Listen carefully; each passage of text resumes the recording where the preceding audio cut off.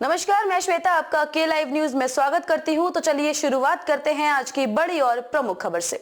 चीन की बराबरी कर रहा भारत विज्ञान में महाशक्ति बनने की ताकत। विदेशी मीडिया ने की मोदी सरकार की तारीफ। भारत आर्थिक शक्ति होने के साथ ही विज्ञान महाशक्ति भी बन सकता है। नेचर ने अपने संपादकीय में कहा कि जीडीपी का महज 0.64% खर्च करके भारत अंतरिक्ष में बड़ों की बराबरी कर रहा है, इसलिए और अधिक निवेश से वह महाशक्ति के रूप में उभर सकता है।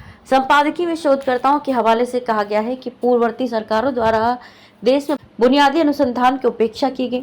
लीक से हटकर लिखे गए संपादकीय में कहा गया है कि भारत में आम चुनाव चल रहे हैं। इस बात की पूरी संभावना है कि एनडीए तीसरी बार सत्ता में आएगा।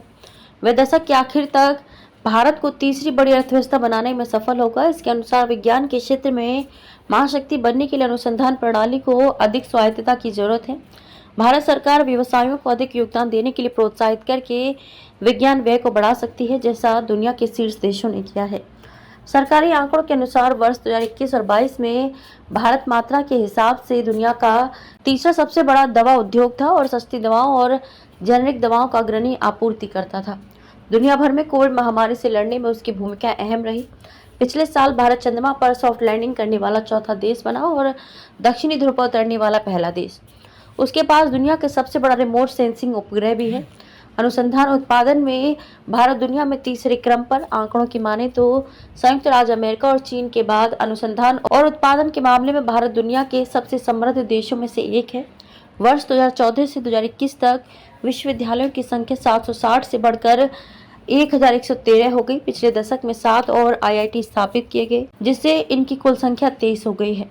2 नए भारतीय विज्ञान शिक्षा और अनुसंधान संस्थान भी स्थापित किए गए। अब विचार करें कि ये लाभ उस देश द्वारा हासिल किए गए जिसने 2020 और 21 के दौरान अनुसंधान और विकास पर अपने सकल घरेलू उत्पाद जीडीपी का केवल 0.64% खर्च किया। यदि नई सरकार खर्च को बढ़ाती है तो भारत इस क्षेत्र में बहुत कुछ हासिल कर सकता है।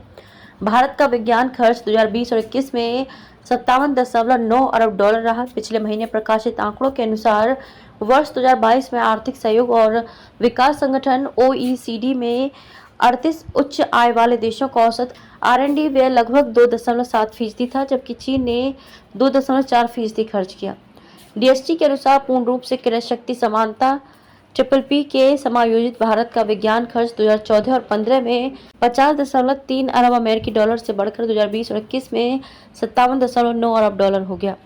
पीपीपी विभिन्न देशों में किसी मुद्रा की क्रय शक्ति का माप है। वर्ष 1991 में आर्थिक सुधार लागू होने के बाद आरएनडी खर्च में भारत की हिस्सेदारी लगातार बढ़ी, जो 2009-10 में सकल घरेलू उत्पाद के 0.82% पर पहुंच गई थी। खबरों में अब तक के लिए बस इतना ही। फिर होगी आपसे मुलाकात ऐसी किसी बड़ी और खास खबर के साथ। तब तक के लिए नमस्कार और देखते रहिए के लाइव न्यूज।